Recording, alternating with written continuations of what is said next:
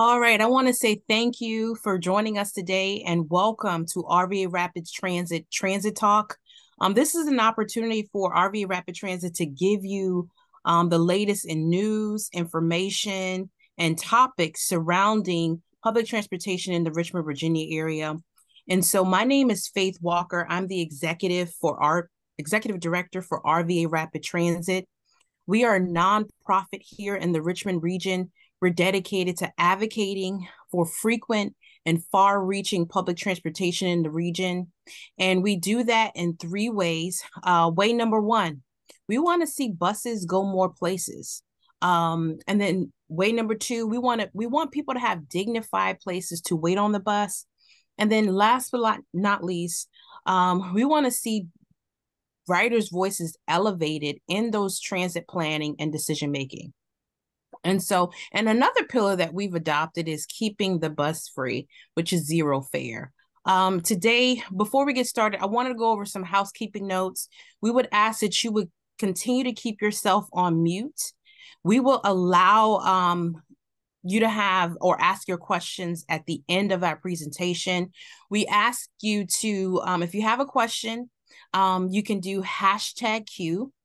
And if you have a comment, you feel free to put it in the chat, but we want to make sure that we acknowledge your question.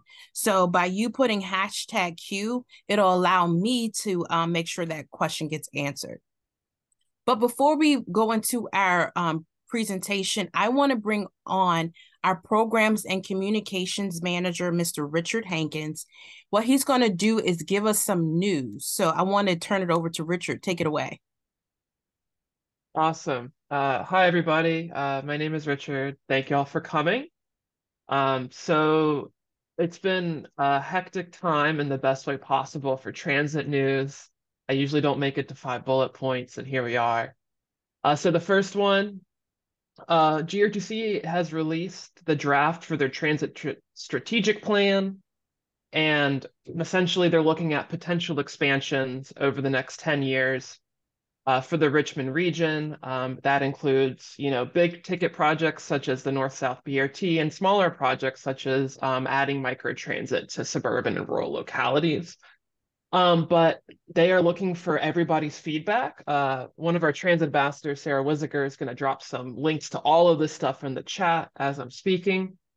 But I encourage you guys to go through. There's two different things. There's where you can read about the route changes and expansions, and also then a survey to respond to them. Secondly, GRTC, their service changes starting in January 2024 are way exciting. There are going to be tons of new and increased service. So we have service down Midlothian Turnpike all the way to the Walmart past Chesterfield Town Center, which is a big deal, and we're so happy to see that Chesterfield's embracing transit. We have Goochland County is also getting bus service for the first time. They will be served by the 19, extending from Short Pump to Sheltering Arms. And the 19 will also be every 15 minutes, adding frequent transit all the way to Short Pump and beyond, which we're really excited. And then in addition to that, we will be completely back to pre-pandemic levels as GRTC has ended their bus operator shortage. So we're really excited that we can start talking about expansion versus just service restoration. GRTC has launched their Link microtransit service. For those who don't know, microtransit is sort of like the public's answer to rideshare like Uber or Lyft. So you can download the GRTC on the go app. And take it between, it's in zones. So there's a big zone kind of from the Azalea area and North Side all the way over to Mechanicsville, including Memorial Regional. So we actually got the chance to take it a few weeks ago. We were really impressed and we're excited to see it develop. GRTC wants to do at least 5 zones in the next couple of years. If you want to learn more about it, you'll hear we are going to do a transit talk Thursday, December 14th with Henry Benden at GRTC. We will mention that at the end as well. We had Giving Tuesday, our biggest fundraiser of the year. And we combined that with transit trivia with our good friends at Why Richmond is Awesome. It was our biggest fundraiser that we've had in RV Rapid Transit's history. We smashed through our lofty goal of $10,000, making it almost $3,000 above. It was a ton of fun. We had people all over Richmond come and join in the festivities. Um, and so if you guys want to join in on the momentum, we would, you guys are welcome to donate in the link that Sarah has provided. Finally, if you guys or know a rider who's interested in joining GRTC's Rider Advisory Council, it is an opportunity for 10 bus riders to provide quarterly feedback to GRTC's upper management, and there will be stipends as well. We encourage you to apply through Monday, December 4th. So that's all I have for transit news. So thank you. I'll turn it back over to you, Faith. All right, thank you so much, Richard, and exciting news.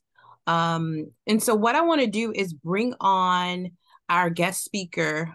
This gentleman has been with the CVTA since its beginning. He's a huge reason why the CVTA is working well, running like it is. And now he's been named as the CVTA's first executive director.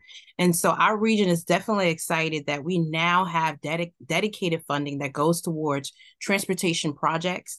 And he is leading the charge in managing that progress. So what I want to do now is bring on Mr. Chet Parsons. What we're going to do is yeah, there we are. And so we're going to bring him on. Chet, if you can please introduce yourself and tell us more about the CVTA and break it down for us. Happy to have you. Sure. Thanks for the great introduction, Faith. As you mentioned, my name is Chet Parsons. I am the executive director of the CVTA. We have been in existence for about 3 years now, based on action of the General Assembly. And I'm excited to be able to be in a role where we can actually allocate funding to the major transportation needs of the region across all modes. So I do have a presentation, and I'm going to try and get that started. All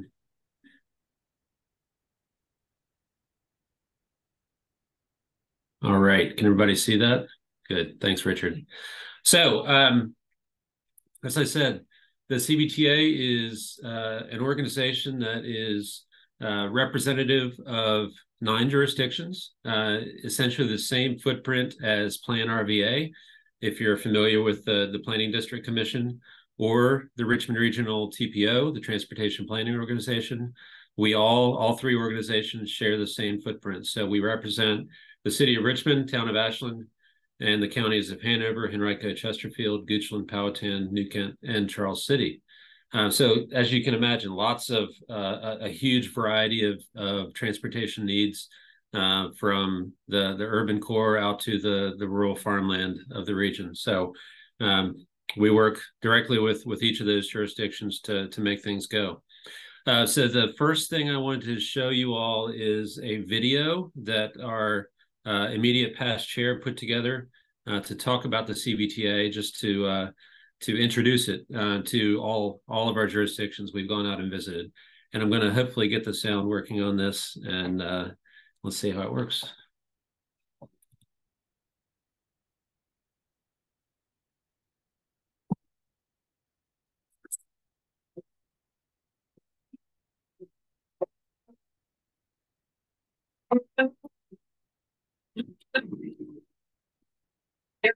Here, the Chester County Board of Supervisors, and chair the Central Virginia Transportation.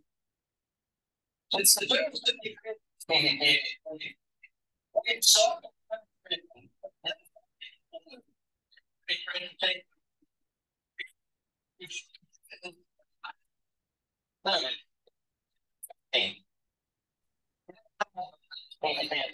Yeah, I'm sorry, Chet. The sound is pretty gargled.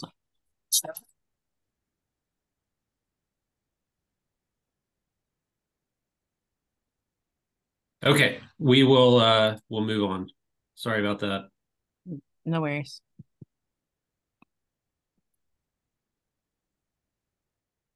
Okay, so hopefully that moved. The CVTA, as Mr. Carroll said briefly, was organized in 2020 based on action of the General Assembly.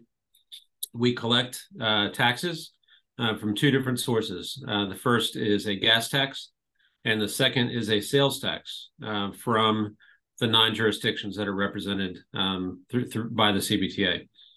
Those taxes are set aside to be used specifically for transportation purposes.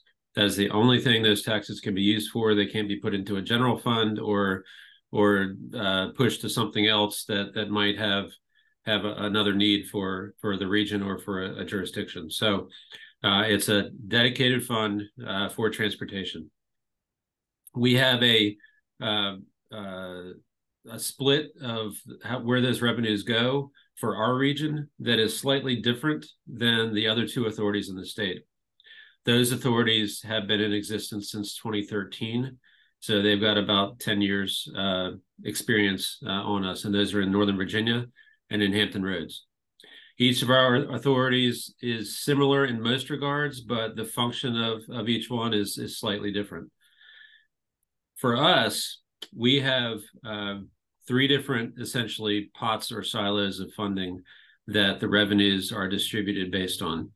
The first is a 50% pot of funds, and essentially half of all the revenues that are collected go directly back to the 9 jurisdictions, proportional to the revenues that were collected. So those funds can be used by any by the jurisdictions for any transportation purpose that they deem necessary.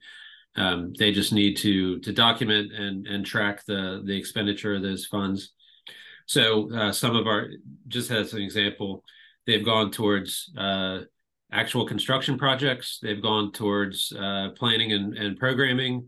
They've gone towards some of our more rural jurisdictions have actually hired staff to focus on transportation needs for the region or for their jurisdiction, which didn't exist before. So lots of different identification of purposes for the regional funds or for the local funds. 35% of the funds are stay with the CVTA for our board to allocate based on regional need. The legislation that established the CVTA has required a data-driven, transparent process for establishing priorities for that 35%, and we have established that and have been using it now through 2 rounds of regional fund disbursements for that 35%. So that's essentially set aside for the big regional needs that have been identified for the region. And then finally, the third piece of the pie is 15% of all the revenues collected go directly to GRTC for the advancement of regional public transportation. That I say that kind of with emphasis in that it does not mean that it is only for fixed route service. It is supposed to be used for regional public transportation that benefits all 9 jurisdictions. So as you can imagine, some of the jurisdictions in the region do not have current GRTC service. So yeah, the creativity, the opportunity is there to come up with other ways to serve those jurisdictions using the CVTA dollars that have been distributed. So again, it's early on. We're still working through what those opportunities might be and how best to utilize the funding. We have essentially 4 functions and powers at the authority. We prioritize the big regional projects. We work with GRTC as they develop an annual regional transit plan. We oversee distribution of that 50% of revenues collected back to the jurisdictions. And then we have the opportunity to issue bonds as needed. At this point, the authority has not done that. They're being very deliberate and intentional on making sure that we're proceeding in the right way. And we are exploring the opportunity to issue bonds. Each of the 3 authorities in the state, including us, have approached that power in different ways. If you're familiar with Hampton Roads at all, there's a lot of water. The Hampton Roads Bridge Tunnel project, which is an over, I believe it's almost $3.5 billion, was financed through bonds issued by the Hampton Roads Transportation Accountability Commission, which is their transportation authority. I'm excited for the opportunity for the CVTA to be able to kind of complete the life cycle of a transportation project. We have had for a long time, for decades, had the existence of the Richmond Regional TPO, which is a federally designated agency that is required to develop plans for transportation needs in the region, vision plans, looking out at least 20 years into the future. So the TPO has done some great work in putting together what those vision plans are across all modes. Through that long range plan effort, the needs are outlined for what projects would have the biggest benefit on the region, and general planning level cost estimates have been developed. But now with the CVTA in place, we actually have an opportunity to move those projects forward, put funding towards phases or the entire project to get them off the ground and moving in a way that is more expedited than trying to work solely with the state or federal partners to identify funds that might help get those projects completed. So we're able to really speed up the process for those projects to come to fruition. Just a general outline of what the CVTA has accomplished since its inception. We have developed the first regional public transportation plan was developed about a year after the authority was created. That was adopted by the authority. We have gone through 2 full rounds of regional project fund allocations and have funded 45 projects across the region with just revenues collected by the CVTA. As I mentioned, we're not bonding yet. We're looking at essentially the revenues that come in or the revenues that go out. So just based on the revenues collected so far, we've been able to fund 45 different projects throughout the region. The first funding scenario back in December of 21 committed $104.5 million to the development of the Fall Line, which is the 43-mile trail from Ashland down to Petersburg. Projects are now, ground has been broken on a couple, and we're excited to see the Fall Line become real. We continue to work with our state and federal partners to find the additional funds necessary to get all of that committed and underway. But the CVTA kind of kicked that off with that commitment back in 2021. We had a second regional funding scenario adopted in May of 2022, and we are now in the middle of considering the third regional funding scenario, which we hope to have the projects prioritized and committed and allocated in either January or February of 2024. So that's on the near horizon.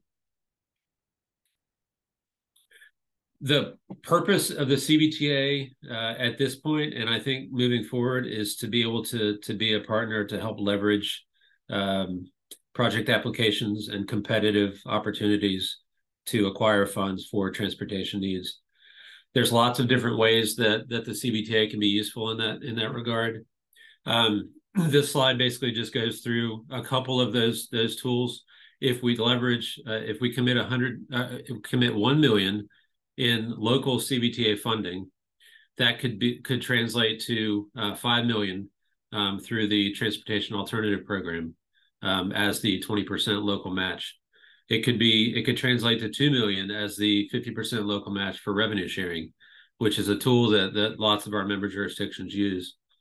We can also use it to leverage smart scale applications. Smart Scale is the VDOT sponsored statewide funding program that essentially every jurisdiction and municipality of the state uses to try and compete for that scarce transportation money that's out there for construction and planning and engineering.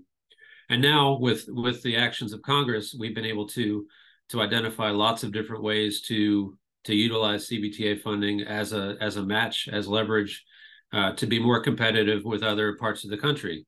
For example, we can compete with, maybe an Austin or a Nashville or a Portland, for a BRT project or a trail system, or something else through a raise grant application, or something else through the bipartisan infrastructure law. We're excited about continuing that type of research and identifying ways that the CVTA can help to elevate the applications of the member jurisdictions. I did mention, I don't know why this is not moving. Oops. We do have a regional prioritization framework that has been adopted by the CVTA. We have a technical committee that is made up of, the chief planners and engineers of each of the member jurisdictions, each of the 9, that work with our staff at CVTA, Plan RVA, to come up with, to assess all the technical aspects of what the CVTA is involved in. The project prioritization framework has been established to essentially make the pool of projects for regional consideration smaller. We really want to focus the allocation of CVTA funds on those projects that will have a regional impact. Meaning, if a Hanover County has an intersection improvement that will improve safety conditions for bicyclists and pedestrians as they get up to a signalized intersection or a roundabout, that type of project typically will not have a regional impact. And there are other ways to fund those types of improvements. Could be the local 50% allocation from the CVTA or other types of grants. What we want to do with the project prioritization framework is identify those projects that are going to have a big regional impact. So as you can see on the screen, the eligibility is limited. It's going to be essentially corridors that cross jurisdictional boundaries, that have major amounts of traffic or users in any one time. We also assess projects based on calculated benefit, so safety and mobility, equity and accessibility, economic development, and then land use. This very closely mirrors the same criteria that the Smart Scale program has used, and that is intentional. We've set up these criteria so that we can test how successful not only a CVTA application would be, but how would that stack up if you're competing for Smart Scale funding with the same project, so that that'll be something useful for the jurisdictions as they consider the types of projects and the magnitude that they want to apply for, and not only in our program, but others. And then finally, the projects are scored and ranked by individual category, and that is very intentional. So highway, bike ped, transit, multimodal studies, preliminary engineering only, and bridge projects. We do not compare, highway project impacts against bicycle pedestrian project impacts. They all stand on their own and have different amounts of funding that are designated for those. And that changes depending on the types of applications we get. Each round is different in terms of how that funding is split. So it'll be an evolving system as we move forward with future funding commitments. So just as a graphic showing the eligible regional projects, this is really focused on the highway network, based on the types of data that we're able to collect and use to evaluate all the different applications we've received. But as you can see, a lot of the major arterials and high volume corridors are also places where there's lots of bicyclists and pedestrians. There's lots of transit use, and hopefully more and more as time goes by. So we're very aware of all the different types of users and the types of awards that and benefits that could be seen by those awards. Just based on some of the commitments that have been made already, I'm going to go through a couple slides here. The Fall Line Trail, as I mentioned, almost $105 million back in 2021. There are 2 design build projects that are currently underway to get the Fall Line in the ground. The first is the northern section. So I need to give a shout out. If anybody here is from the town of Ashland, the town of Ashland's Fall Line section is complete. So good job, Ashland. The first design build project is the remaining northern section. So going from the Ashland town boundary south through Hanover County and across the Chickahominy River to essentially to the edge of Henrico. That design build contract was advertised at the end of 2022 and has been awarded. So that project is underway, which is super exciting. The southern section, that project is still in development, and that's essentially the goal is to go from the southern edge of the Appomattox River, across the river, around Virginia State, through Petersburg and Colonial Heights, and into Chesterfield County. So there's lots of interesting details that are currently being considered for the routing and the alignment for that section of trail. Lots of cultural resources and other things that have been identified along the river. So we're eagerly looking forward to continuing work with VDOT to get that project out of the gate. And then the remaining sections of the Fall Line are in various stages of development. Henrico County had a groundbreaking for the Spring Park section just outside of Bryan Park. And then there are other phases of the project that are other segments that are currently in development, whether that's design and engineering or making sure right-of-way is acquired, those kinds of things.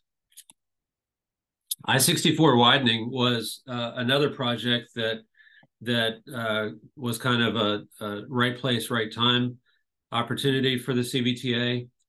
This is a project that has been identified by the state as a major priority. There's essentially a 29-mile gap of the I-64 corridor in New Kent County between exit 205 and that's in the western part, and then running all the way to the boundary or the county line with James City County. The CVTA was asked and committed $100 million in future revenues to help close that gap and get the project started. Now the groundbreaking has happened. Again, this is a way that we've been able to get projects expedited and moving forward, so that they can take advantage of current inflation rates rather than waiting and seeing how much inflation is going to increase costs, labor rates, and everything else, so that the sooner projects can get underway, the better they are for the checkbook, and making sure that those projects can be completed as they're designed. Local CVTA funding commitments. Excuse me. As I said, we have 9 jurisdictions using that 50% funding. Jurisdictions as of the end of fiscal year 23, which was June 30th of this year. This is you can see the table, the planned projects for each jurisdiction and the amount of funding that is available to help get those projects moving forward. So it is proportional, as you can see. Charles City County does not have the same local distribution as, say, a city of Richmond or a Chesterfield County, and that's proportional to the revenues or the taxes that have been collected in those jurisdictions. But everybody in the region is using the 50% funding and is moving forward to get projects on the ground. So GRTC receives 15% of the CVTA revenue, and the latest numbers we have are that 15% supports 34% of the total budget of the agency. The majority of those funds are allocated to support routes in the current system, but taking advantage of the partnership with CVTA, GRTC developed the first annual regional public transportation plan with the TPO, the Richmond Regional TPO, in fiscal year 21. And funding was set aside for pilot projects identified by the microtransit study. Again, that study was made possible through CVTA funding. And this slide is outdated because the study is complete. And those, as Richard mentioned earlier, there's 2 sections that are currently piloting and are in service. So we're excited about that. We do think that microtransit is a great first step in looking at what options might be available for residents of the entire region. We're looking forward to helping the region be creative and come up with other ways that transit might help to provide those needed services to everybody in the region, and whether that's increasing frequency on existing routes or opening new routes or other types of service, anything is possible. So as of August of this year, so far we have seen these are the revenues that have been distributed to each of those 3 pots that the CVTA has. The 50% local distribution is just over $275 million that has gone back to the member jurisdictions for their use in transportation planning and projects.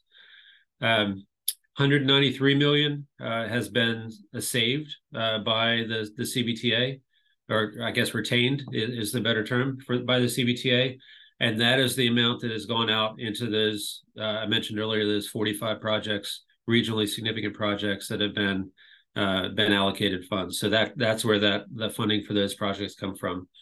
And then finally, just under, well, I guess about $83 million has been distributed directly to GRTC for supporting the work that GRTC is doing to advance regional public transportation, whether that's microtransit or the other uses that you all are keenly aware of. So the things, as I mentioned, that we're working on now, we are in the middle, I guess about 2/3 of the way through, assessing the project applications for round 3 of our regional funding cycle. We got project applications in all modes, and we're excited about being able to complete the testing and analysis of each of those project applications, so that we can help the authority members, the elected officials, make an informed decision on which projects should receive allocations from this 3rd round of funding. And then finally, I kind of hit on it earlier, we're planning for future needs. We're getting each of our technical committee members to help us develop essentially a candidate project database of all of the possible regional needs that might exist in the next 15 years, so that we can understand what that conservatively what that total cost might be for regional projects.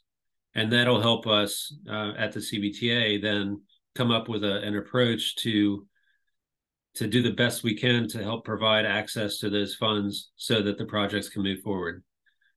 We are aware that using the current model, the current pay-as-you-go model that we have been operating under for 3 years, will not in no way help fund all of the project needs that are out there.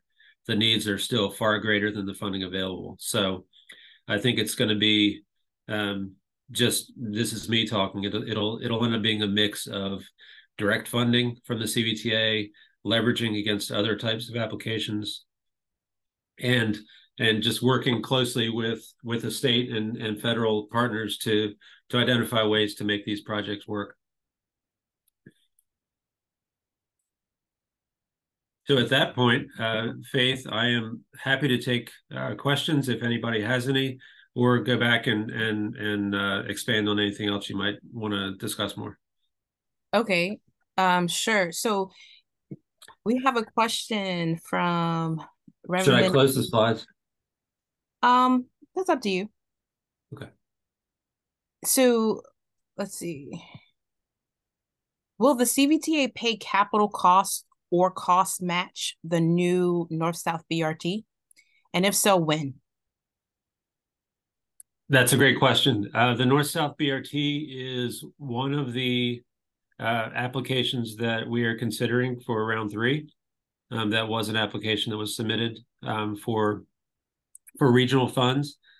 I think it's a great use of regional funds. The question we are kind of working on right now with that project, as well as the Western Pulse expansion along Broad Street, is that both of those projects are currently in kind of the feasibility phase, and are not yet ready for for ground to be broken. So we want to be able to support the projects and keep them moving forward. There's going to be a lot of work left to do, but they are regional priorities. We've heard that loud and clear from everyone. So North-South BRT, to address the question, CVTA funds can be used to pay for any part of the project that is deemed necessary, as long as there's coverage for it. They're both going to be expensive projects, depending on the how fancy and complete the projects end up being. But we also think that a project like that, much like the original Pulse, is a great candidate for leveraging of CVTA funds to go after a raise grant or some other type of federal source that can be used and is used all over the country to help support infrastructure like this. Okay, and Kimberly says, how do bonds work? So bonds, I'm not a bond lawyer, but bonds We need to do a essentially are transit ways. talk with bonds next Yeah. time. Yes. Yeah. I'll attend. Bonds are essentially a way to through financial institutions advance funding for particular types of projects, like transportation projects, for example, with an assurance that there will be debt paid over time to pay off those bonds. So just very, very simply, like if the CVTA took out a bond issuance for $50 million to help cover costs of some priority project, there would be an expectation over a certain time period in that bond language that the CVTA would then be paying back, $5 million a year or something like that to help cover the cost of those bonds when they're issued. So it's kind of, I don't want to say it's like a loan. I mean, somebody else on this call could probably explain it much better than me, but it's essentially getting the commitment for funding so that we can cover project needs at the time that they're required. And then there will be a certain amount of debt that will come out of future revenues to cover those costs. She also has a great question. If you have a percentage between what the CVTA dollars goes towards transportation modes like biking, walking, and public transit versus highways, do you have an overall percentage of the difference?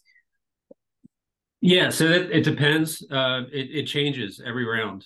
So I don't have what those splits were for the first 2 rounds, but if we have 30 project applications for regional funding, and 20 of those applications are for highway projects, the amount of funding that is allocated to each different mode is split based on the percentage of what types of applications we receive.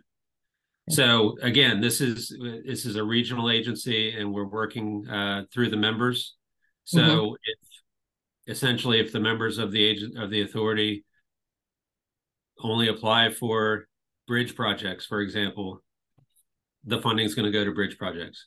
If it's half and half bridge and transit, then the funding would be split proportionally between the two. And then that's the methodology we would use to prioritize and rank the applications received. And that's all in the prioritization framework plan document that we have. And so that can change too.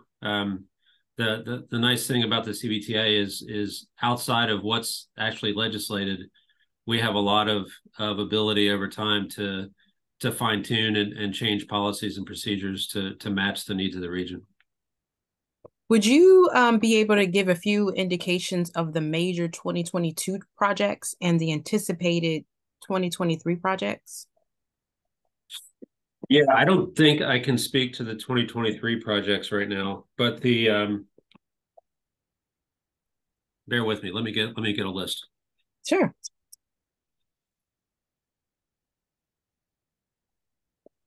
These are great questions. You can continue to put your questions, #Q, in the comment section, and I'll be happy to make sure they get answered by our guests today. Okay, so the projects that already have commitments are pretty widespread. Nope, that's the wrong one.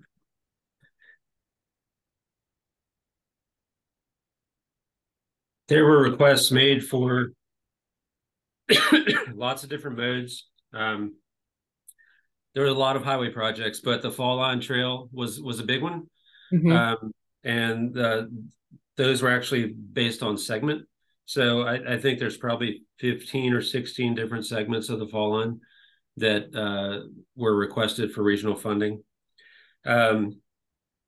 There's a major interchange on I-64 in Goochland County at Ashland Road that was a request. I'm just going to read through the list. A park and ride lot at Bottoms Bridge in New Kent. Route 288, the bridge across the river between Powhatan and Henrico, or Powhatan and Goochland. There was a request for technology funding, essentially, to add an additional on-demand lane in the shoulder of the bridge, so that in peak hours when there is excess congestion, there can be, the X and the red X and green check overhead that could open up a lane for additional travel. That was a request. Replacement of the Mayo Bridge in downtown Richmond. There was funding commitments from the CVTA to help offset that cost. Safety improvements in Hanover County with kind of reorganizing traditional intersections into more fluid, more safe intersections that introduce less conflict points between vehicles and pedestrians and everybody who's using it. Broad streetscape to go along with the Pulse expansion, so moving west from Willow Lawn. That was a request. Some improvements down towards Woodlake and down in Chesterfield for Route 360, Woolridge Road, and which is down near like Otterdale and 288 and that whole area. So a variety of different things. The I-64 widening project, which I mentioned earlier, I was part of round 2, so that was a big offset. Town of Ashland, this was an interesting project. We were looking for leveraging CVTA dollars to help improve Vaughan Road, where there's a major conflict point near a school for the Amtrak corridor, Amtrak and CSX corridor. So trying to do some creative planning and programming to improve that situation in Ashland. Okay. That's just a quick overview. Well, that's a lot happening through these funds. Yeah. That's why the CVTA is so important, because without it, I don't think these projects would have gotten the push, or it would have taken a lot longer for them to happen. So, so Richard asked, why does the CVTA consider throughput of vehicles and not people? Is that normal for these types of authorities? Yes, that's a great question. I think that we would certainly like to move towards consideration of throughput of people, either as a replacement or in addition to the throughput of vehicles. We also we are kind of doing the best we can with the data that's out there, because we want to be able to compare, applications that we receive with applications that might go to the state for smart scale, or into federal applications for, IIJA funding. And most of the data that's out there, whether that's through VDOT or others, is throughput of vehicles. A translation of that, I think we are moving towards that. A lot of what CVTA does right now is we lean on the TPO and the team that they have in terms of the data that's available and can be modeled based on the current models that are in house and everything else. So I agree. I mean, Richard, I think that it's not the best, but we need to. We're trying to do the best we can with the information that's out there. As more information is available, we want to work with everybody we can to. I mean, I'd love to see us revise our models so that it's not as, this is not a great term, but as archaic as it is in terms of how we can assess like real conditions for the real people in the community. And Chris asked a great question. He says, what are some examples of transit bike projects that maybe were rejected in some rounds? Do you have an idea of some of those projects that may have gotten rejected? I don't, because we work pretty closely. We only had 2 rounds. So we work pretty closely with the members to help them understand what's a good project to submit and what's not. Mm-hmm.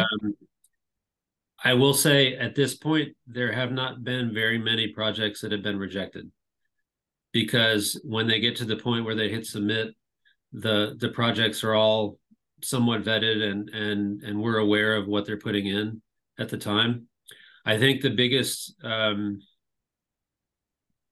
maybe inconsistency with some types of, especially with bicycle pedestrian projects, is we want to draw a line between what's regional and what's local. So if it's there was some work done, but after round 2 to help better define what a regional bicycle pedestrian project is. And I hate to say it, but a lot of bicycle pedestrian projects in our region are going to be local, because they're not crossing, jurisdictional boundaries. They're not going for super extended lengths of distance. That's really what CVTA wants to focus on. And we're encouraging strongly each of the jurisdictions to use the 50% local funds that they receive from the CVTA to help make those improvements, to fill in the gaps, with sidewalk projects or, more connectors and arterials that lead them to the fall line or to the Capitol Trail or to employment centers or schools. That's really a great use for the CVTA local money. While we're on applications, I noticed that Hanover had about 26 applications compared to Richmond 7 and Henrico's 11. And I noticed that they have significant amount of less money in the pot released to them, or, so what is driving Hanover to have so many applications right now? And yeah, that's a great catch. And it's actually, that table was not applications. That was projects that they're developing locally with CVTA money. Oh, wow. Okay. So Hanover is they're doing a lot with that efficient. Little bit of money. Yeah. Okay. Yeah, and it's all different types of projects too. So I think the city is using their local money for bigger, like larger scale types of projects that probably go more citywide, and Hanover is kind of be able to pick and choose where their major needs are. But that's just a generalization on my part. And I'll breeze through these last few because we have about 8 minutes left, and then we need to close. I may not get to everyone's question, but is anything done to help offset the disparity in tax revenue between more or less affluent localities?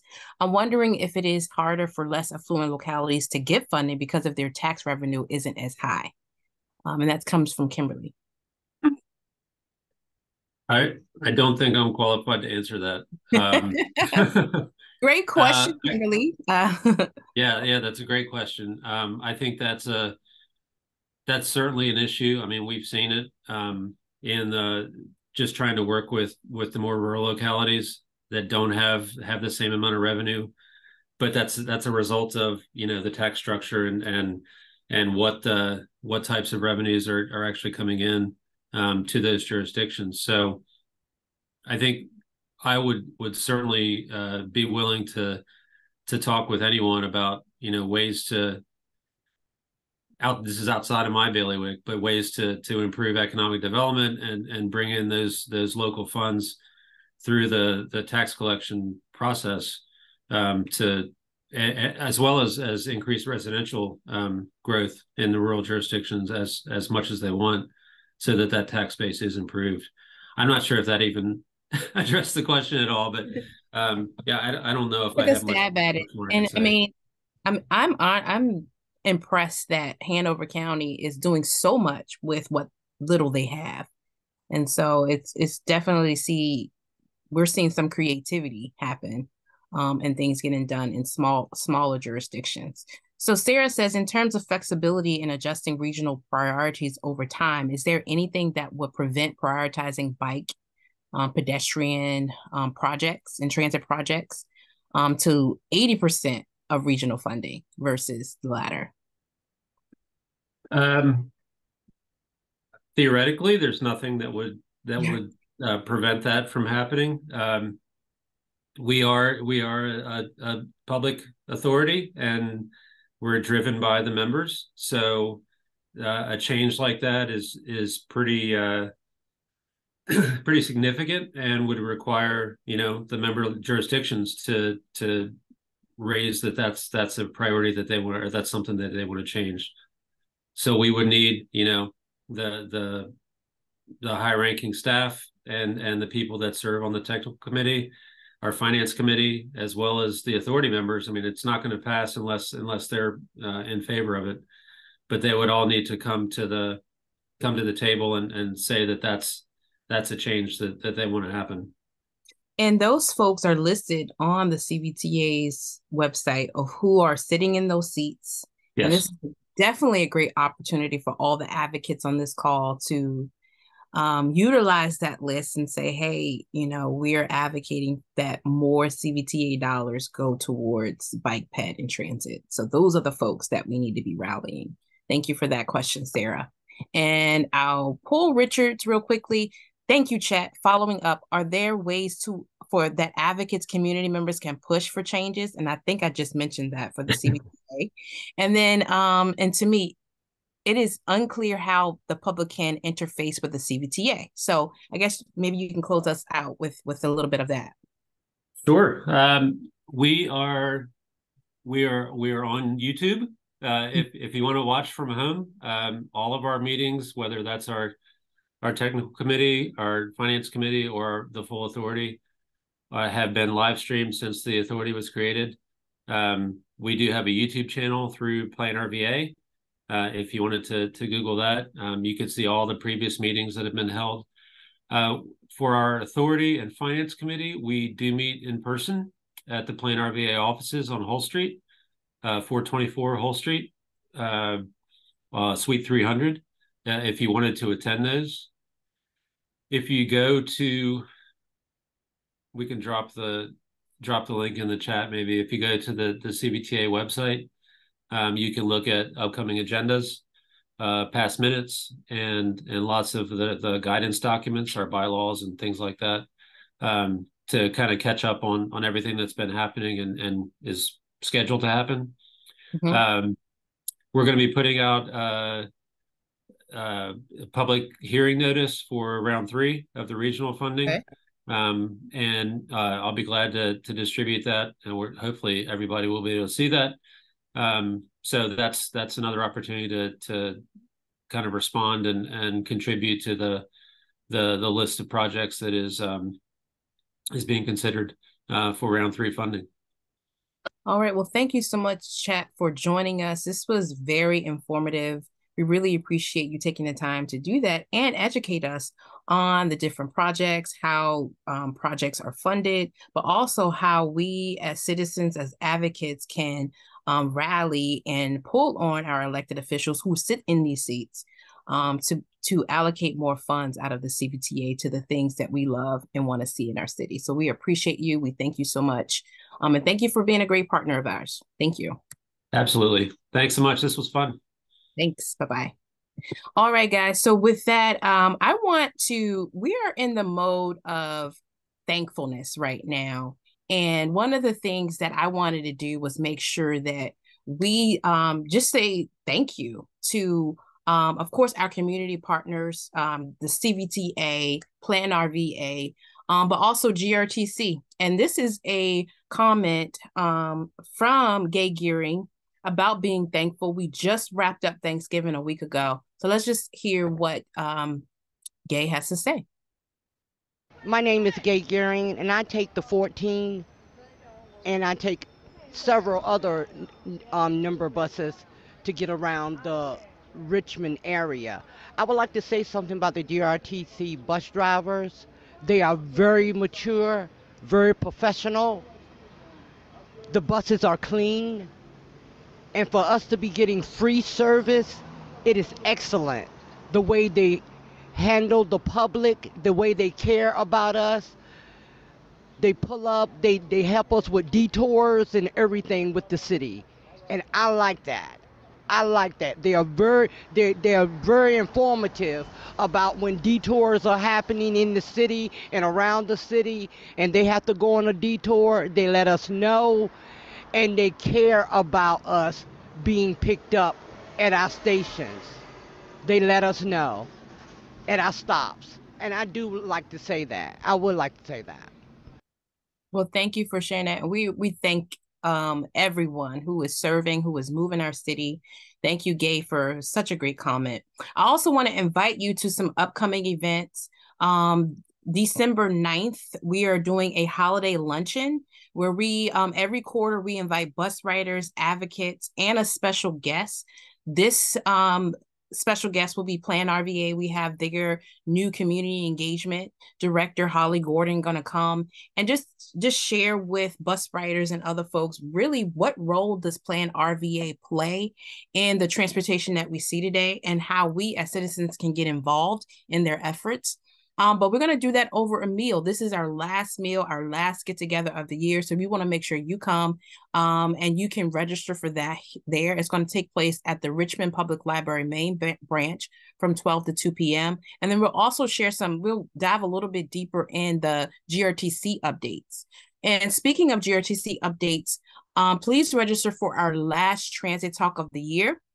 It will focus on microtransit. We hit on that today, a little bit of how a lot of that CVTA funding is being directed into microtransit and where fixed bus routes may not exist right now in some of those other localities.